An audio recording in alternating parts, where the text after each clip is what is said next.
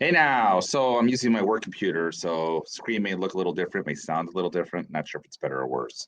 But thought we were at Jesse Burkett, but no, we are at Jim Bunning. Jim Bunning, class of 1996. Interesting guy, interesting guy. I mean, I'm looking at his record, 224, 184.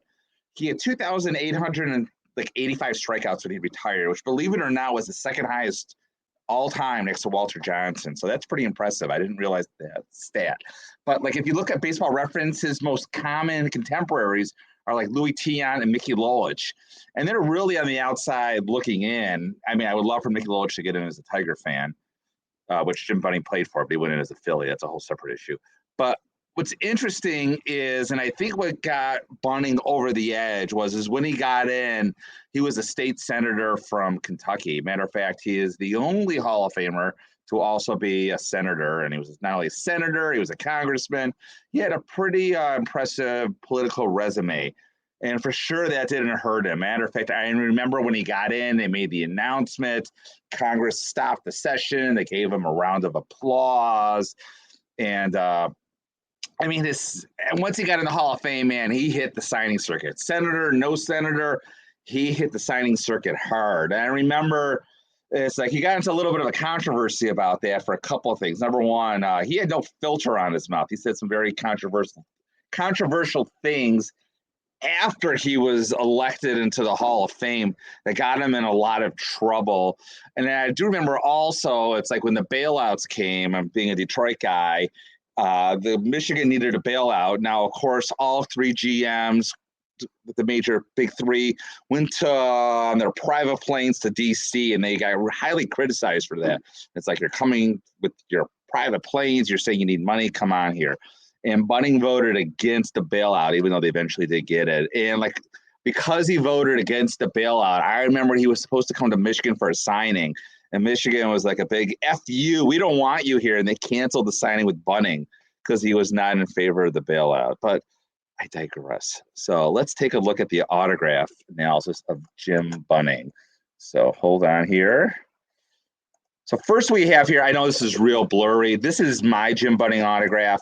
Now, again, not a tough Hall of Famer. This is very common. It's a little faded here. I got him like at his first in public appearance in Michigan after he came back.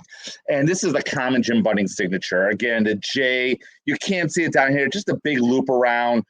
It starts and ends over the I and the N. I mean, he was very good about signing every single letter of his name. Again, it's a very quick rush signature. You should see breaks between the J and the rest of the M and the B and the Bunning. This is a side panel ball. It's very small, but you can see there should have been a break right here. Another common thing, he signed that on a nice straight line with the G straight down, as you can see right here.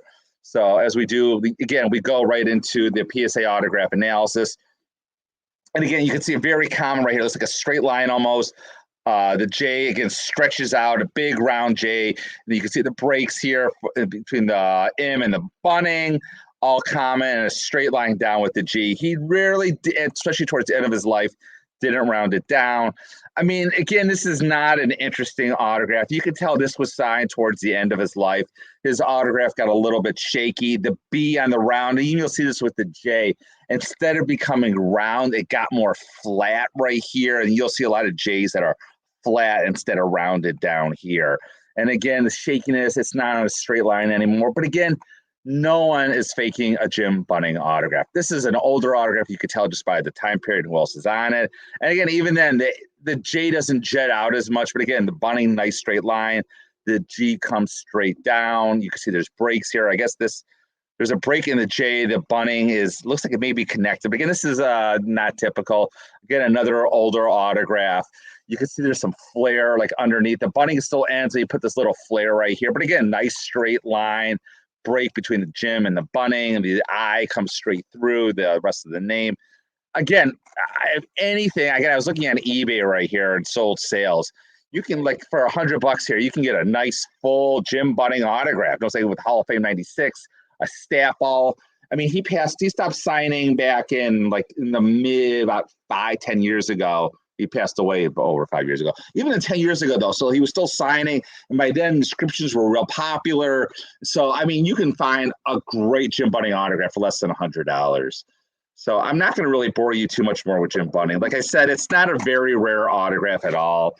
I want to get through Jesse Burkett. It's just he's going to take some time to put together. There's a lot of controversy with Jesse Burkett autographs, maybe more than any other Hall of Famer in terms of what's real and what's not. So that's just a preview of what's to come. So I guess that's about it. As always, keep collecting.